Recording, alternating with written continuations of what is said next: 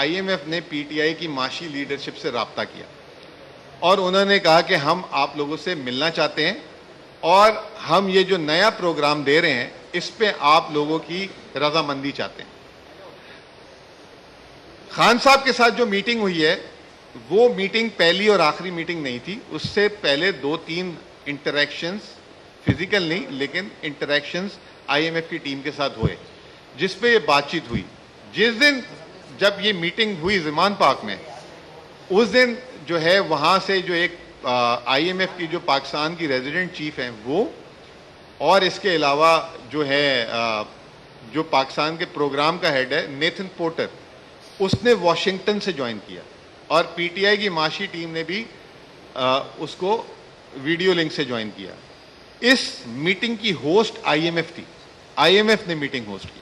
انہوں نے کہا ہے کہ یہ پاکستان کی جو سب سے بڑی پولیٹیکل پارٹی ہے ان کو جا کے بتایا جائے کہ یہ پروگرام کیوں دیا جا رہا ہے، اور اس کی اگر ان کے کوئی شک و شبہات یا اعتراضات ہیں تو اس کو دور کیا جائے اور ان سے کنسنٹ لے کر آئی جائے، اپروول نہیں کنسنٹ لے کر آئی جائے۔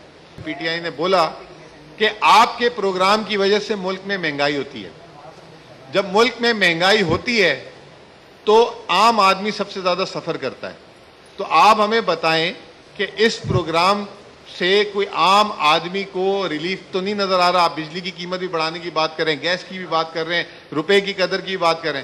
انہوں نے کہا کہ ہم نے خاص طور پہ رکھا ہے اس میں کہ ولنریبل کو پروٹیکٹ کیا جائے۔ ہم نے اس میں کہا کہ صاف سی بات ہے کہ اس پہ کوئی کمپرومائز نہیں ہوگا۔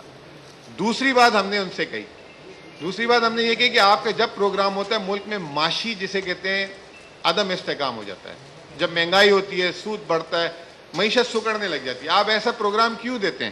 ہم نے یہ سوال پوچھا کہ آپ کو کب لگتا ہے کہ الیکشن ہوں گے؟ انہوں نے کہا جی شیڈیول کے حساب سے اکتوبر نومبر۔ اس پہ ہم نے کہا کہ آر یو شور کہ ہوں گے؟ لوگوں نے اس آر یو شور کو بول دیا کہ جی ہم نے ان سے شورٹی مانگی ہے۔ ہم نے یہ پوچھا آر یو شور؟ انہوں نے کہا جی جو پاکستان کی جو اویلیبل انفارمیشن ہے اس کے حساب سے تو یہ ہے۔